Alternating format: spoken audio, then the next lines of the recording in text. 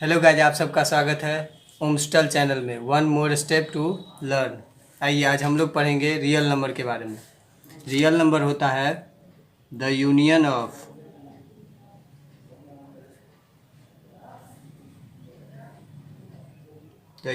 Of rational and irrational number. मतलब जब हम रैशनल और इरेशनल नंबर को मिला देंगे तो वो रियल नंबर कहलाता है।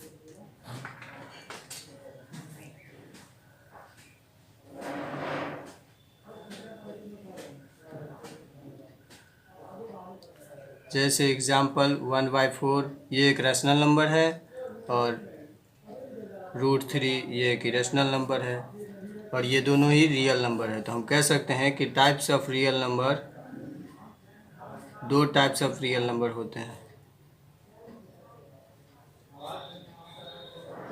एक होता है रैशनल नंबर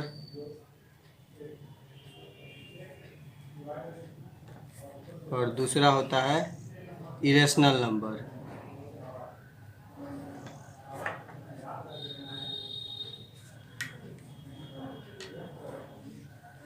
अब हम लोग पढ़ेंगे रैशनल नंबर के बारे में।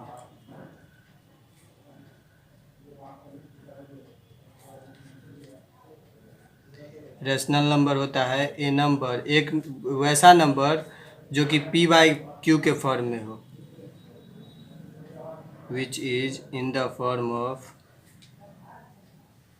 जो कि p/q के फॉर्म में हो, वेयर जहाँ p और q, p and q are integer and q is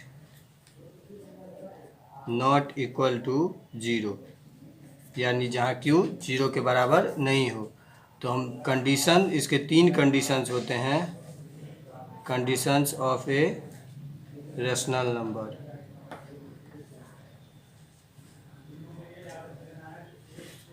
पहला कंडीशन है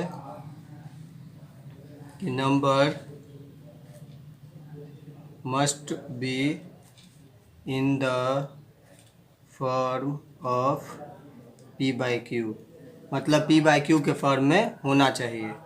और दूसरा है कि द नंबर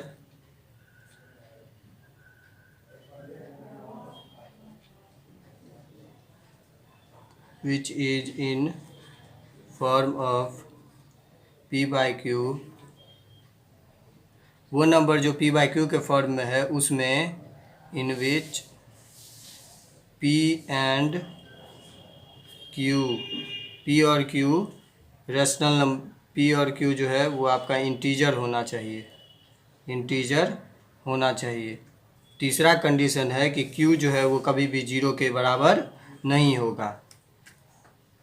जैसे एग्जाम्पल के लिए देख लें कि 4/5 या 0/1 या 2/2, ये सभी रैशनल नंबर है। अब हम लोग बात करेंगे इरेशनल नंबर के बारे में।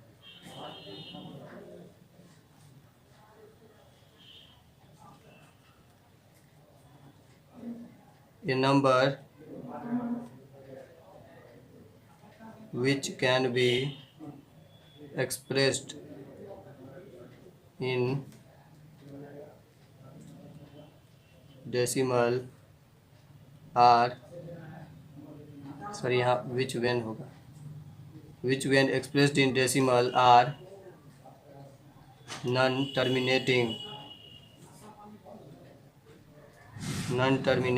and non-repeating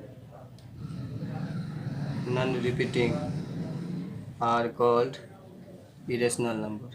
मतलब वो नंबर जिसको जब डेसिमल फॉर्म में हम लिखेंगे तो वो ना ही टर्मिनेटिंग होगा और ना ही वो रिपीटिंग होगा, तो तब हम उस नंबर को कहेंगे कि ये नंबर इरेशनल नंबर है। जैसे एग्जाम्पल के लिए √3 ले लेंगे, √5, √7, ये सभी इरेशनल नंबर है। अब हम लोग जानेंगे कि इरेशनल नंबर को पहचानेंगे कैसे। तो हम लोग 2 कंडीशन पढ़े हैं कि पहला इरेशनल नंबर का कंडीशन जो था वो पहला था कि नंबर जो है वो टर्मिनेटिंग नहीं होना चाहिए, number not be terminating decimal. तो अभी हम लोग एग्जाम्पल से देखेंगे, जैसे 0.001, फिर 0.011, फिर 0.011, फिर 0.01111। इसी तरीके से जब ये बढ़ता जाएगा तो ये टर्मिनेटिंग नहीं हुआ। टर्मिनेटिंग ये जो है ये नॉन टर्मिनेटिंग हुआ, नॉन टर्मिनेटिंग। जब जब इस ये टर्मिनेटिंग डेसिमल तब कहते हैं जब 0.45 ऐसा हो जाए, बस यहीं तक रहे रिजल्ट, तब हम इसको कहेंगे टर्मिनेटिंग, तब ये कहलाएगा टर्मिनेटिंग। और जब भी कोई भी डेसिमल किसी भी नंबर को डेसिमल में एक्सप्रेस करे और वो टर्मिनेटिंग आए तो हम लोग कहेंगे कि ये रेशनल नंबर है। क्या ये रेशनल नंबर। लेकिन जब नॉन टर्मिनेटिंग आएगा तो हम लोग कहेंगे कि ये इरेशनल है। टर्मिनेटिंग का हिंदी मतलब होता है कि रुक जाना, मतलब किसी एक खास वैल्यू तक जिसका कोई खास वैल्यू होगा उससे अधिक नहीं हो सकता। और नॉन टर्मिनेटिंग में होता है कि वो उसका वैल्यू बढ़ते ही जाएगा, बढ़ते ही जाएगा, इन्फिनिटी तक वो बढ़ते जाता है। जितना हम उसको डिवाइड करते जाएंगे, डेसिमल फॉर्म में एक्सप्रेस करेंगे जब, तो वो बढ़ते ही जाएगा, उसका कभी अंत नहीं होता है। और रिपीटिंग होता है जब एक ही चीज़ बार बार रिपीट हो रही हो। जैसे हम जब 3 में 2 से डिवाइड लगाते हैं तो ये क्या 1 जा 2, ये बचा 1। अब फिर से इसमें लगाएंगे तो देखिए ये 5 बार में यहाँ आपको ये कट जाएगा। तो ये जो आया इसको कहेंगे हम टर्मिनेटिंग। लेकिन इसी तरीके से जब 10 में हम 3 से डिवाइड लगाएंगे तो 3 3 जा 9, फिर से यहाँ 1 आ गया। अब फिर से यहाँ 0 लिखेंगे, यहाँ पॉइंट, फिर 3 लगाइए तो देखिए ये यहाँ फिर से 1 बचा। फिर इसी तरीके से जितनी बार हम लगाते जाएंगे ये 9 लग जाएगा, 1 बचते जाएगा, तो यहाँ 3 3 3 3 आते ही जाएगा।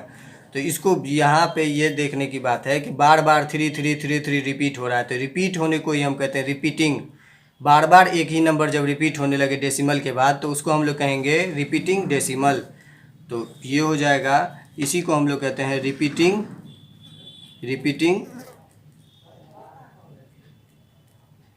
डेसिमल। जब ये रहे रिपीटिंग डेसिमल और डेसिमल नंबर, जब रिपीटिंग डेसिमल नंबर हो तब हम इसको कहेंगे कि ये रेशनल है। और जब नहीं रहेगा, जब नॉन रिपीटिंग रहेगा तो हम कहेंगे कि रेशनल नंबर है। नॉन रिपीटिंग जैसे इसी को देख लीजिए 0.001 और फिर 0.011, तो ये रिपीट नहीं हो रहा है और ये बढ़ते जा रहा है। तो इसको हम लोग कहेंगे ये इरेशनल नंबर है, ये इरेशनल नंबर है। अब हम लोग कुछ एक और छोटी छोटी बातों के बारे में जान लेते हैं तो इससे हमें आगे आसानी होगी। जैसे नेचुरल नंबर क्या होता है।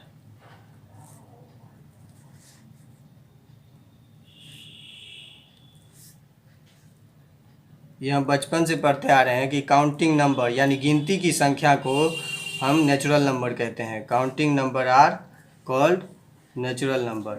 गिनती की संख्या, तो गिनती कहाँ से शुरू होती है? 1 से।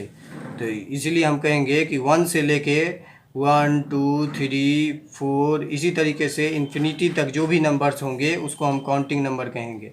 ध्यान रखना है कि काउंटिंग नंबर हमेशा पॉजिटिव नंबर को ही हम नेचुरल नंबर कहेंगे। पॉजिटिव ऑफ काउंटिंग नंबर, केवल पॉजिटिव काउंटिंग नंबर को ही हम नेचुरल नंबर कहेंगे।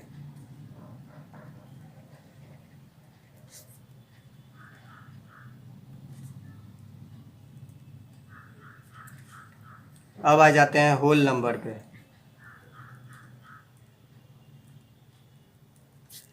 होल नंबर हो जाएगा काउंटिंग नंबर।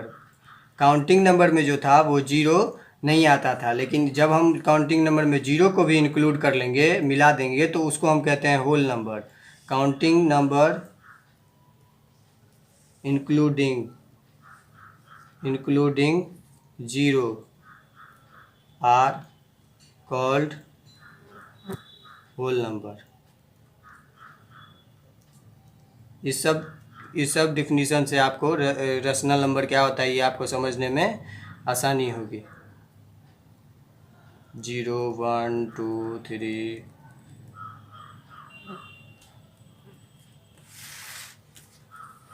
अब हम लोग पढ़ेंगे इंटीजर के बारे में।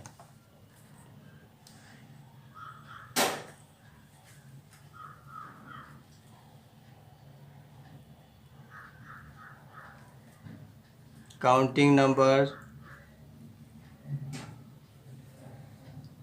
Negative of counting number,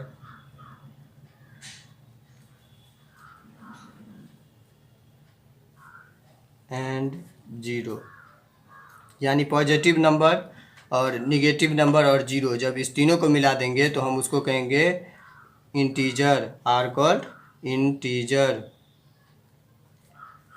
example में -1, 0, 1, 2, -2, ये सभी इसका एग्जाम्पल होगा। अब हम लोग एक चीज़ डिस्कस करते हैं कि हम लोग कंडीशन में पढ़े थे रेशनल नंबर के कंडीशन में 3 कंडीशन। पहला था कि पी और क्यू जो है वो इंटीजर होना चाहिए। तो पी और क्यू जो इंटीजर होगा तो कुछ भी हो सकता है, -1, 1, 2, -2। लेकिन थर्ड कंडीशन हम लोग ये भी पढ़े थे कि क्यू कभी भी जीरो नहीं होगा। तो वो पी क्यू इंटीजर तो होगा लेकिन क्यू कभी भी जीरो नहीं होगा, इस बात की हमको ध्यान रखना है। और एक और कंडीशन था, ये देखिए यहाँ पे हम लोग 3 कंडीशन पढ़े थे कि नंबर पी बाई क्यू के फॉर्म में होना चाहिए, जिसमें कि पी और क्यू जो है वो इंटीजर होना चाहिए और क्यू जीरो के बराबर नहीं होना चाहिए। तो पी और क्यू इंटीजर तो होगा, 1, -1, -2, 3, 4, और उसमें पी जो है वो जीरो भी हो सकता है। लेकिन थर्ड कंडीशन हमारा साफ साफ कह रहा है कि क्यू कभी भी जीरो नहीं होगा, इसलिए हम ये मान के चलेंगे कि ये इंटीजर होगा लेकिन क्यू जीरो नहीं होगा। पी जीरो हो सकता है और पी बाई क्यू के फॉर्म में होगा, यानी फ्रैक्शन के फॉर्म में होगा। पी को न्यूमरेटर और क्यू को डिनोमिनेटर मानेंगे। अब हम लोग आगे पढ़ेंगे लेमा क्या होता है। तो एक प्रूवन स्टेटमेंट होता है, पहले मैं डिफिनीशन लिख देता हूँ फिर समझाऊंगा।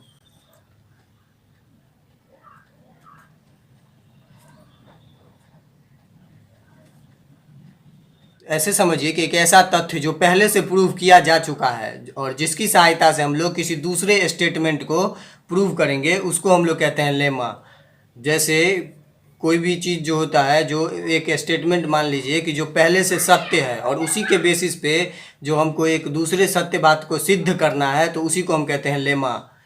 जो चीज़ सिद्ध है पहले से, 2 + 2 = 4 होता है, ये तो पहले से प्रूव है, प्रूव्ड किया हुआ है ये कि 2 + 2 = 4, ये ऑलरेडी प्रूव्ड है, ये ऑलरेडी प्रूव्ड है। और इसी की मदद से अगर हमको कोई और स्टेटमेंट, तो ये इसको हम लोग कहेंगे लेमा, इसको हम लोग कहेंगे लेमा, और इसकी मदद से हम लोग कोई और स्टेटमेंट भी प्रूव कर सकते हैं। धन्यवाद। हम लोग अगले वीडियो में पढ़ेंगे डिवीज़न एल्गोरिदम के बारे में।